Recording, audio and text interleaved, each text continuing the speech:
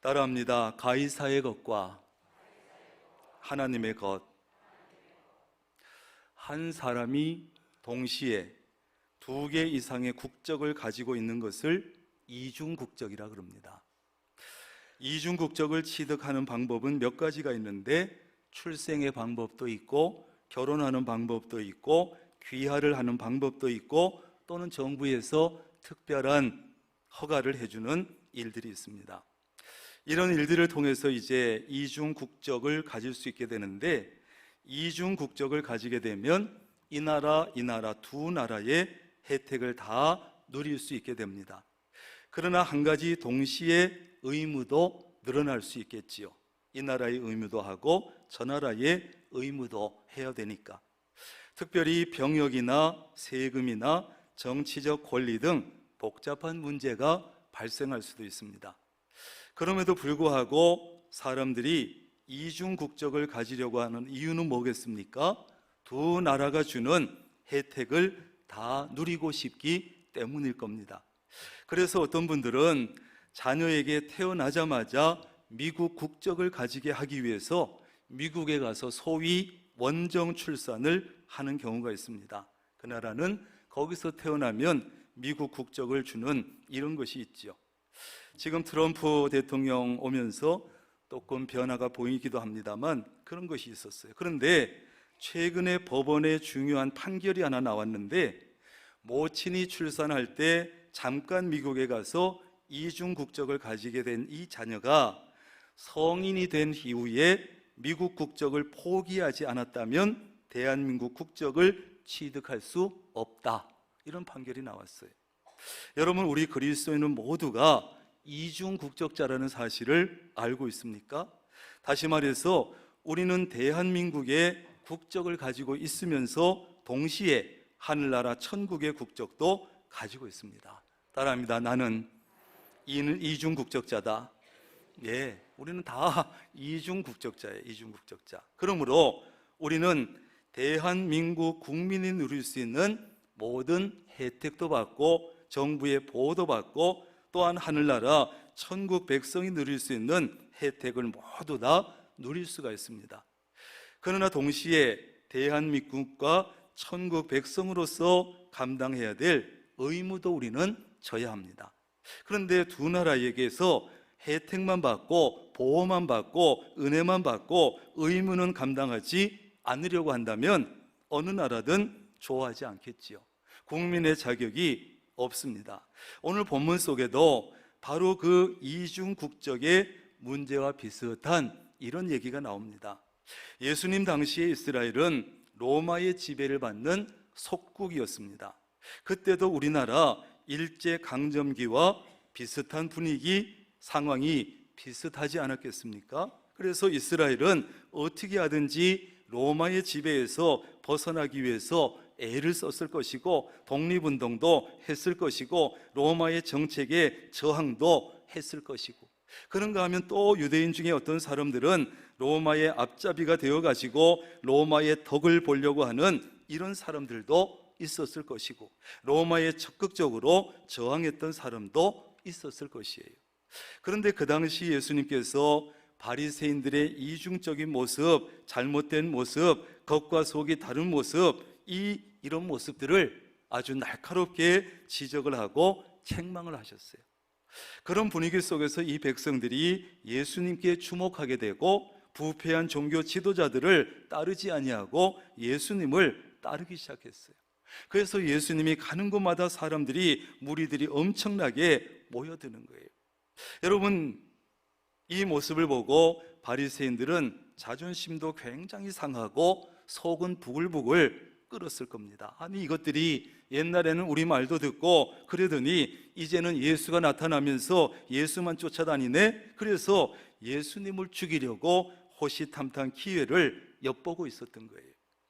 예수님을 잡고는 싶은데, 예수님을 잡아 죽이고는 싶은데 수많은 백성들이 절대적으로 지지를 하고 있으니까 다른 방법을 찾아만 했어요.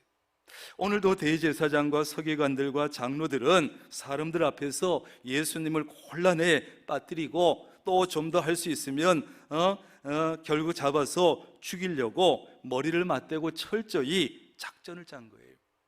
15절 말씀대로 말의 올무에 걸리게 하려고 예수라 할지라도 절대로 빠져나올 수 없을 만한 질문을 준비한 거예요.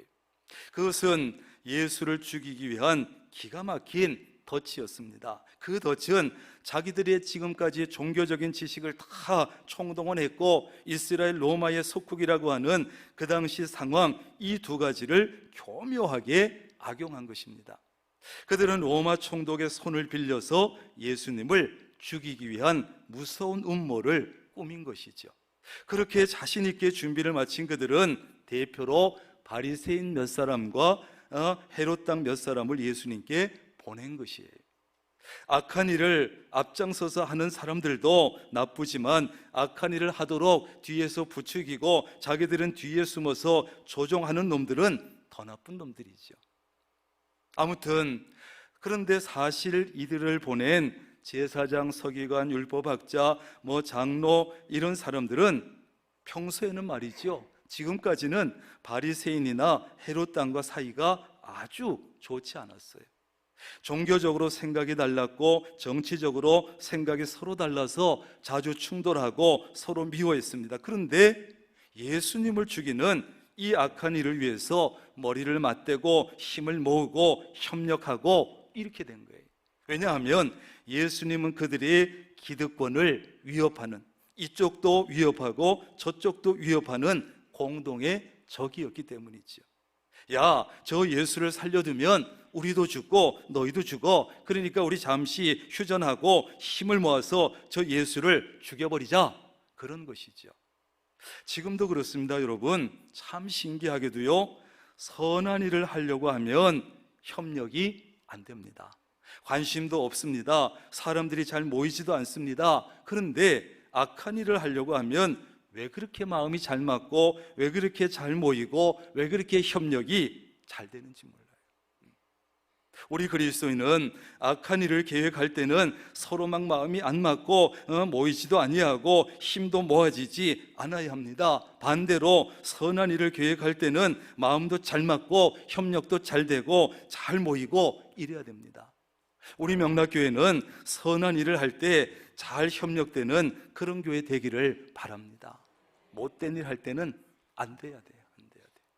오늘 예수님을 찾아온 바리새인들은 그 적대적인 마음, 죽이려고 하는 마음을 교묘하게 숨기고 예수님을 찾아와서 선생님 하고 아주 겸손하게 불렀어요. 순수하게 예수님께 도움을 구하고 겸손하게 진리를 배우려고 온 것처럼 딱 꾸민 거예요. 그리고 예수님께 질문하기 전에 예수님에 대해서 최고의 칭찬을 하고 예수님을 막 띄워줍니다. 우리가 아는데 당신은 참되시고 진리로 하나님의 도를 가르치시고 사람을 외모로 보지 않기 때문에 아무도 꺼리는 일이 없으신 분입니다.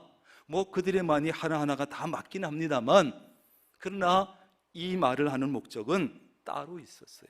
이런 뜻입니다.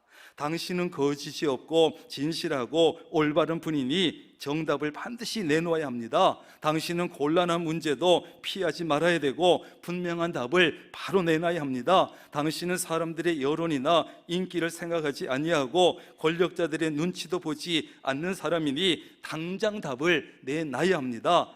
이런 압력이 있는 것이에요. 이것은 예수님을 굉장히 칭찬하고 높여주는 것 같지만 사실은 뭡니까? 예수님께 어렵고 곤란한 질문을 하기 전에 요즘 말로 하면 밑밥을 깔아놓고 있는 것이. 이렇게 밑밥을 잔뜩 깐 바리새인들은 드디어 본론으로 들어갑니다. 그러면 당신의 생각에는 어떠한지 우리에게 이르소서. 가이사에게 세금을 바치는 것이 옳습니까? 옳지 않습니까? 질문은 간단한데 참 곤란한 질문이에요. 아마 그들은 이 질문을 해놓고서 스스로 막 대견해하면서 통쾌했을 겁니다. 그래, 어디 한번 대답해 보시지. 이제 예수님은 그들의 질문 앞에 꼼짝없이 당할 수밖에 없었어요. 대답을 할 수도 없고 대답 안 할 수도 없습니다. 사람들이 다 쳐다보고 있습니다. 그래서 사람들은 정말 대답하기 곤란한 이 질문에 과연 예수는 어떤 질문을 할 것인가, 어떤 대답을 하실까? 사람들은 숨을 쫙 죽이고 예수님의 입만 쳐다보고 있는 거예요. 왜 그들의 질문이 대답하기 곤란한 질문입니까? 예수님 당시 로마의 세금을 내는 이 문제는 유대인들에게 굉장히 민감한 문제였어요. 오늘 말씀에 나오는 세금은 해마다 바치는 인두세를 말하는데, 이 세금은 어떤 의미냐 하면 우리 유대인들이 이제는 로마에 정복당했습니다. 로마의 속국입니다. 이걸 상징했기 때문에 유대인들은 아주 싫어했죠. 안 낼 수도 없고.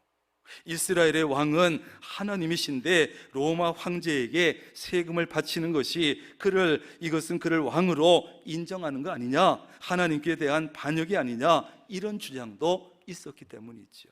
그래서 대부분의 유대인은 로마에 세금 내는 것을 수치로 여겼고 꺼림칙하게 여겼어요. 야, 이거 무서워서 안 낼 수도 없고 내자니 찝찝하고. 어쨌든 지금 예수님은 심각한 궁지에 몰려 있었습니다. 가이사에게 세금을 내는 것이 옳다 하면 어떻게 되겠습니까? 너 하나님을 반역했다고 종교적으로 문제를 삼을 겁니다. 그리고 동족인 따라다니던 유대인들은 예수님을 미워하고 배척할 겁니다. 반대로 가이사에게 세금을 내는 것이 옳지 않다 하면 로마 제국에 반역하는 것이라고 정치적으로 문제를 삼을 것이에요. 로마인들에게 미움을 받게 되고 정치적 범으로 몰려서 죽을 수도 있는 문제입니다. 그러므로 예수님은 가이사에게 세금 내는 것을 옳다고 할 수도 없고 옳지 않다고도 할 수 없어요. 그러니까 예수님을 올가매기에 충분했고 예수님을 죽일 수 있는 정말 사악한 질문이고 진퇴양난의 교묘한 질문을 한 것이죠. 그런데 예수님은 그들의 악함을 아시고 그들의 질문이 가지고 있는 함정과 덫이 무엇인지 아셨고, 겉으로는 정중하고 호의적이고 순수한 질문 같지만 그 질문으로 예수님을 죽이려는 그들의 사악한 음모와 계략을 눈치채셨어요. 그래서 그들의 불순한 의도를 드러내십니다. 야, 외식하는 자들아, 이 겉과 속이 다른 놈들아, 왜 나를 시험하느냐. 그리고서는 말씀하십니다. 너희들 세금 낼 때 사용하는 돈 하나 가져와 봐라. 그런 데나리온 하나를 가져왔는데, 이 데나리온은요 당시에 가장 널리 유통되던 로마 화폐입니다. 그래서 이 동전에는 로마 황제의 두상이 찍혀져 있고 이름이 찍혀 있습니다. 예수님은 묻습니다. 야, 돈에 새겨진 형상과 글이 누구의 것이냐 물었더니 그들은 가이사의 것입니다 대답했어요. 가이사는 시저라고 하기도 하지요, 로마의 황제를 말합니다. 그러자 예수님이 대답하십니다. 가이사의 것은 가이사에게, 하나님의 것은 하나님께 바쳐라. 그러자 그들은 이 말씀을 듣고 깜짝 놀랐고 아무 말도 하지 못하고 예수님을 떠나갔습니다. 왜요? 예수님의 말씀에 대해서, 예수님의 말씀을 듣고 거기에 대해서 정치적으로도 트집을 잡을 수 없었고 이 종교적으로도 트집을 잡을 수가 없었기 때문에 가이사의 것은 가이사에게. 예수님의 이 말씀을 그저 문자적으로만 보면 반민족적이고 친로마적으로 보입니다. 그러나 역사적으로 불행하지만 하나님의 섭리에 따라 지금은 일단 로마의 지배 아래에 있기 때문에 가이사에게 세금 바치는 것을 인정하신 것이에요. 그러나 뒤에 나오는 하나님의 것은 하나님께 바치라, 이 말씀과 연결시켜 보면 아주 심오한 의미가 담겨 있습니다. 그리스도인들에게 있어서 이 땅의 나라와 하나님 나라, 인간 통치자와 하나님, 세상과 교회, 이 사이에서 어떤 태도를 가지느냐 하는 것은 굉장히 중요한 문제예요. 그리스도인들도 가이사의 것은 가이사에게 바쳐야 합니다. 가이사의 것은 가이사에게 바쳐야 합니다. 그런데 우리 그리스도인들이 이런 생각을 할 수도 있습니다. 야, 우리는 하나님 나라의 백성이니까 이 땅의 나라, 인간 통치자, 세상 이런 것은 무시해도 되는 거 아닌가? 국민의 4대 의무가 교육과 근로와 국방과 납세 의무가 있지만 우리 그리스도인들은 안 해도 되는 거 아닌가? 그러나 여러분, 나라가 세워지고 통치자가 세워지는 것도 하나님의 섭리 가운데 되는 줄로 믿습니다. 그래서 모든 권력은 하나님에게서 나오는 것이에요. 그러므로 그리스도인은 내가 지금 속해 있는 국가에 대한, 나라에 대한 모든 의무와 책임을 잘 감당해야 합니다. 나는 하나님 나라 백성이니까 교육의 의무 대신에 교회에 와서 성경 공부만 열심히 하면 되는 거 아니야? 근로의 의무 대신에 교회에 와서 봉사만 열심히 하면 되는 거 아니야? 국방의 의무 대신에 교회만 잘 지키면 되는 거 아니야? 납세의 의무 대신에 헌금만 잘 드리면 되는 거 아니야? 아닙니다. 그것은 기독교 이단이나 사이비들이 성경을 잘못 이해해서 오해해서 가지는 잘못된 생각이거나 아니면 그 교주들이 자기는 알면서도 신도들의 돈이나 노동력을 착취하기 위해서 신도들을 속이는 것입니다. 가이사의 것은 가이사에게 돌려야 합니다. 우리 그리스도인은 누구보다 나라를 사랑해야 되고 국민의 의무를 다해야 됩니다. 국가나 통치자가 성경에 위배되는 것을 요구했을 때는 그것은 따를 수 없을지 모르지만 그렇지 아니하다면 불신자들보다 우리는 더 잘 의무를 감당하고 나라를 더 사랑하고 그래야 하는 것이에요. 그 다음에 동시에 그리스도인은 하나님의 것은 하나님께 바쳐야 합니다. 여기서 하나님께 바치는 것과 가이사에게 바치는 것은 글자가 같지만 차원이 다릅니다. 하나님께 바치는 것은 마땅히 돌려드려야 할 것을 돌려드린다는 뜻이에요. 무슨 뜻이라고요? 마땅히 돌려드려야 할 것을 돌려드리는 것, 이건 하나님께 바치는 거예요. 국가를 위해서 물론 모든 것이 하나님의 것이지만 하나님은 크게 두 가지로 구별하셨습니다. 국가를 위해서 해야 할 것, 가정을 위해서 해야 될 것, 가정을 위해서 해야 될 것, 다른 사람을 위해서 해야 할 것, 다시 말해서 가이사의 것을 구별하셨어요. 그리고 하나님을 위해서 해야 할 것, 하나님께 바쳐야 할 것, 다시 말해서 하나님의 것을 또 구별하셨어요. 그리고 하나님은 우리에게도 이 두 가지를 잘 구별해서 바치라고 명령하시는 거예요. 가이사의 것은 가이사에게, 하나님의 것은 하나님께 바치라는 거예요. 우리 하나님은 거룩하신 분입니다. 그래서 우리에게도 이렇게 말씀하셨지요. 내가 거룩하니 너희도 거룩하라. 여러분, 거룩이라고 하는 이 말은요, 순결이라는 뜻도 가지고 있지만 구별이라는 뜻을 가지고 있어요. 하나님은 모든 것을 구별하기를 원하시고 우리에게도 철저히 구별하라고 명령하신 질서의 하나님이세요. 그러므로 우리는 하나님의 것과 가이사의 것을 철저히 구별해서 가이사의 것은 가이사에게, 하나님의 것은 하나님께 바쳐야 합니다. 여러분, 어린애들 아주 어릴 때는요, 다 자기 중심입니다. 그래서 다 지 거라 그래요. 내 것도 내 거, 네 것도 내 거, 오빠 것도 내 거, 아빠 것도 내 거, 할아버지 것도 내 거, 다 지 거라 그래요. 이 철이 없고 어릴 때는요, 그래도 어른들이 그냥 귀여워가지고 그냥 둡니다. 그런데 철이 들고 나이가 들고 알만한데 그때 가서도 내 것도 내 거, 네 것도 내 거, 오빠 것도 내 거, 누나 것도 내 거, 아빠 것도 내 거, 전부 내 거라 그러면 어떻게 됩니까? 얻어맞는 거죠. 그땐 귀엽지가 아니에요. 귀엽지 않아요. 우리는 철이 들면서 신앙적으로도 성숙하고 믿음이 들어가게 되면 구별할 줄 알아야 돼요. 구별할 줄. 내 것은 내 것이고 하나님의 것은 하나님의 것이지, 내 것도 내 거고 하나님의 것도 하나님의 것이라 그러면, 내 것이라 그러면 안 되는 것이에요.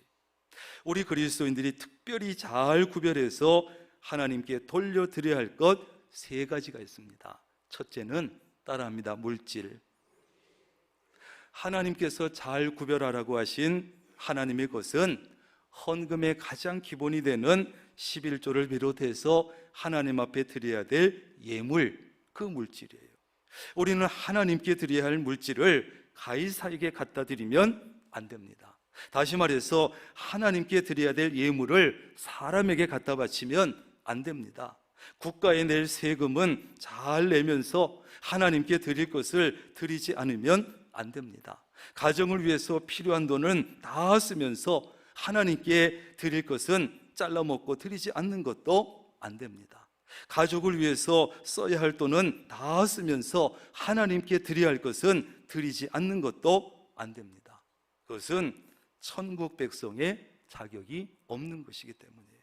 그렇다고 해서 반대로 국가나 가정이나 가족을 위해서 써야 할 돈을 교회 가지고 와서 하나님께 전부 갖다 바친다, 이것도 안 됩니다. 그것은 믿음 좋은 것도 아니고 하나님께서 기뻐하시지 않아요. 국가에 세금을 내지 않으면서 가정을 위해서 써야 할 돈을 쓰지 않으면서 부모를 잘 섬겨야 될 곳에 섬기지 않으면서 자식을 위해서 써야 할 돈은 쓰지 않으면서 하나님께 다 갖다 바치는 것은 안 됩니다. 신약 성경에 보면 고르반이라는 거 들어보셨지요? 예수님 당시에 못된 자식놈들이 부모에게 효도하기 싫어가지고 부모에게 아무것도 해주기 싫으면 고르반 해가지고 이건 하나님께 드림이 되어서 선언하고 나서 부모에게 아무것도 해드리지 않는 거예요. 그리고 가지고 와서 하나님께 바치면 하나님이 기뻐하시겠습니까? 아니에요. 그것은 하나님께서 기뻐하지 않으실 뿐 아니라 하나님께 크게 책망받을 일이에요. 하나님의 것은 하나님께 바치라는 것은 여러분 무슨 뜻입니까? 물질을 잘 구별해서 마땅히 하나님께 드려야 할 하나님의 것을 제대로 드리라는 것이고, 그렇게 하면 복을 주겠다는 것이고, 그렇게 하면 책임져 주겠다는 거예요. 두 번째는 날입니다. 모든 날이 하나님의 것이지만 우리에게 하나님은 모든 날을 맡겨주셨어요.